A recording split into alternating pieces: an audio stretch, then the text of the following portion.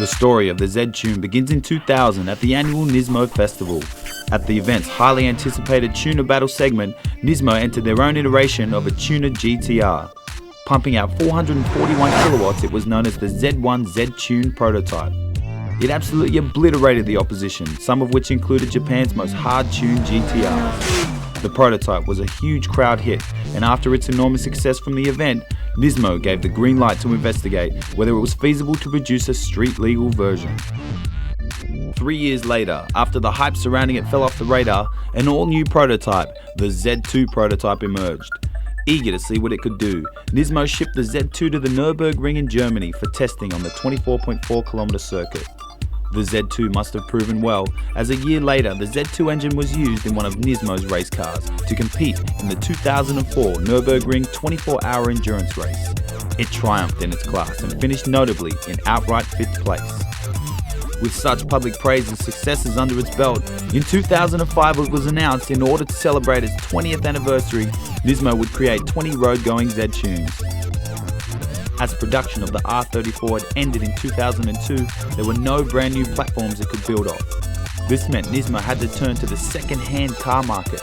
Yes, all 20 Z-Tunes are actually built from second-hand cars. But don't worry, there were strict requirements to which the cars must have met. They all must have had no body damage, the chassis had to be absolutely straight, and all must have clocked up less than 30,000 kilometers. Each GTR was stripped to a bare shell, allowing Nismo's top engineers to strengthen and fortify the inherent weak points of production cars. Carbon fiber components are normally given the task of replacing heavy components, but the Z-Tune utilizes a technique borrowed from more prestigious race cars. Carbon fiber has been bonded to the strut towers, transmission tunnel, front floor section, and boot area for lightweight strengthening. The Super GT inspired guards extend an extra 15mm to accommodate for a wider footprint from the rolling stock.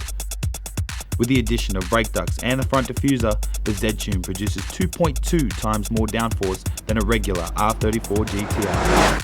With no expense spared, the suspension and braking package was sourced from only the best manufacturers in the world. Brembo 6 and 4 piston calipers made it to immense 365mm and 355mm rotors perform all the anchoring abilities. With R compound tyres, this braking force is capable of generating in excess of 1.6 Gs. That's almost unheard of for a street car. Thanks to Nismo's long-standing relationship with Rays, Forge LM GT4 were the ideal wheel choice, dressed in the trademark Nismo black no less. 18 by 9.5 all round, the custom +5 offset was specifically chosen to match the car's wider girth, not to mention the much more aggressive stance. For tyres, it's either the Bridgestone Potenza RE01R or the RE55S Semi-Slicks. If nothing else was shown to you but the wheel combination, you would still know this thing means business. With a history rich in super touring, you'd expect something special below the hood, and you're not disappointed. The internals of the power plant bears little resemblance to the road-going RB26. The Nismo Z2 engine is effectively the same used in the Nürburgring 24-hour. A GT500 spec block is bored to 87.9mm, with the crankshaft having benefited from die forging and fillet rolling.